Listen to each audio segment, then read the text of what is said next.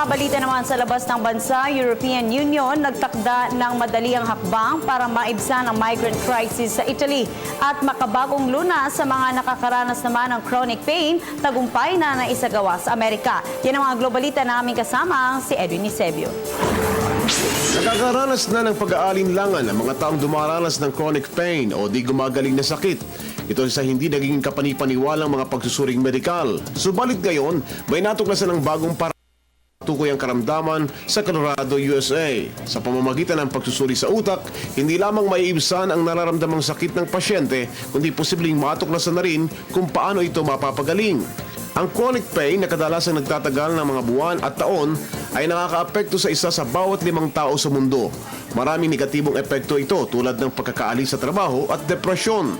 Subalit sa ginagawa ngayong paggamit ng MRI o Magnetic Resonance Imaging, nakikita na ang aktibidad ng utak at natuklasan na nag-uugat ang chronic pain sa utak.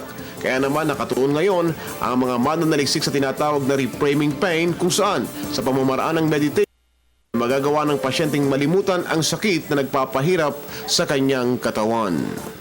Iminungkahi na ngayon ng Italia na punteriyahin na at atakihin ang mga human smugglers sa Libya.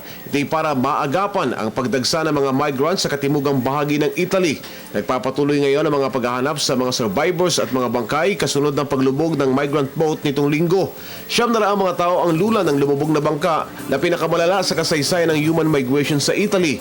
Nagbunga ito para magsagawa ng emergency meeting ang European Union sa huling araw ng linggong ito para talakayin ang issue. Ikinumpara ng Italy Prime Minister Matteo Renzi ang smuggling ng mga migrants sa makasaysayang Africa at ipinanukala niya na aksyonan ng mga human traffickers na nasa loob ng Libya.